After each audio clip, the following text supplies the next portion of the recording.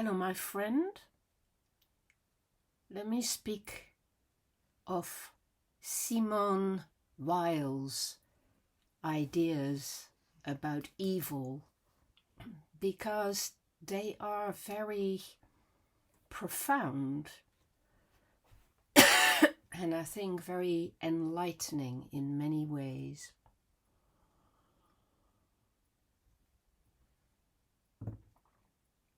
Simone Weil was a French philosopher, mystic, and political activist. And she offered a new, piercing and profound view on evil that was deeply influenced by her experiences of physical labor, of political struggle, and also of her mystical turn. To Weil, evil is not just a moral failing.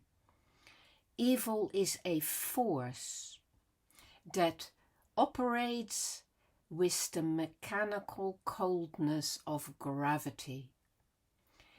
She describes it as something that can set upon you like misery.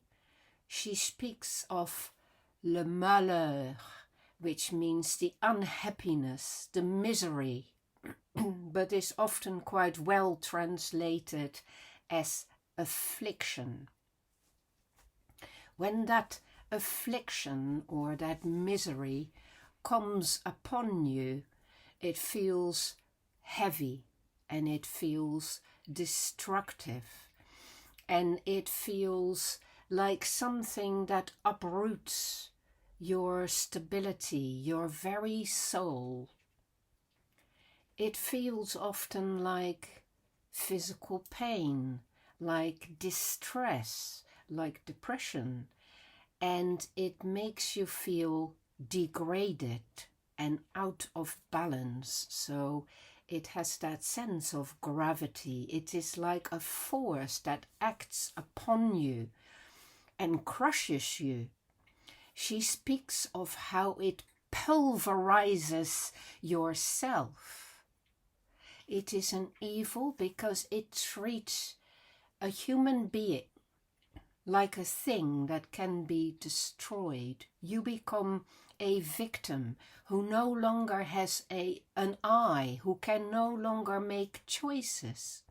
You start to feel anonymous, despised, and abandoned by your fellow human beings as well as by God. It is a very lonely place to find yourself pressed down by this affliction, this evil, this blind force that is defined as that which turns anybody who is subjected to it into an object, a thing, no longer capable of making your own choices or making changes, a sense that you have become paralyzed. So what happens to you is the sacredness of your individuality, of your personality, has been displaced and replaced by you becoming a number, somebody who is just an object that others can do things to. Now, of course, this is very war related. This is what happens when people are crushed by circumstances. But of course, she also looks at the opposite side of this and how we can outstrip this evil as gravity, as pesanteur, as heaviness upon us by turning to grace.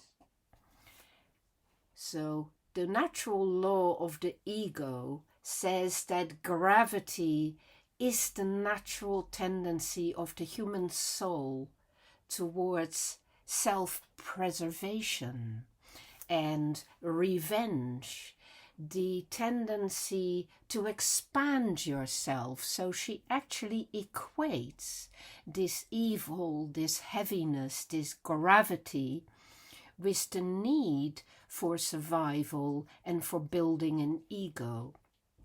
But when we are hurt by others who bring this gravity upon us, then we feel often that we have to pass this stone from our heart. We have to take this heaviness and roll it from us. We have to push it onto another. So then we transfer this evil heaviness and we pass it on to others without thinking about it, just in order to find relief for the sense of degradation that we have been experiencing. So if someone insults you, you feel crushed and it feels heavy, and you want to move this heaviness from you, and you feel an urge to insult them back, or worse, to escalate. So this mechanical transfer of suffering, Simone Weil observed, is what creates evil in the world and what propagates it, what fosters it, what expands it, what multiplies it throughout the world. And the counteract to that is to create a vacuum, which is why I always speak about making room, stop, pause, and ponder, because you have to recreate the vacuum around you and inside you to allow grace to touch you and to remember who you are and to remember that you can break the cycle always. It is difficult and it takes supernatural ability to absorb suffering without passing it on, to stay in the void without seeking punishment or compensation. It is not the same as forgiving.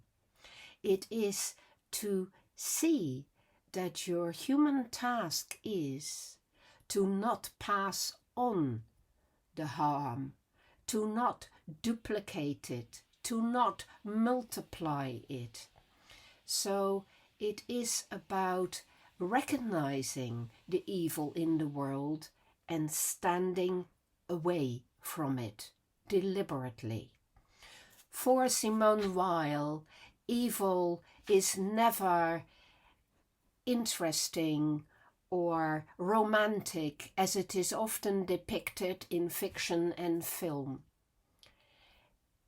It is not powerful, deep, or fascinating. It is monotonous. It is boring, rather like what Hannah Arendt said about it, the banality of evil. It is boring, barren, and dreary, and repetitive, and mechanical. It's the bureaucracy in the concentration camp. It is the reversal of everything that is good. And the good can become very exciting when you realize that you can bring it about in the world by creating the vacuum and by not giving in to the transfer of evil.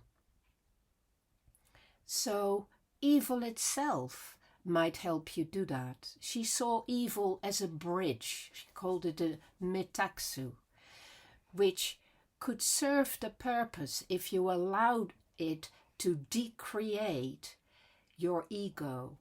You allowed the evil to destroy the ego in yourself with which you would want to take revenge.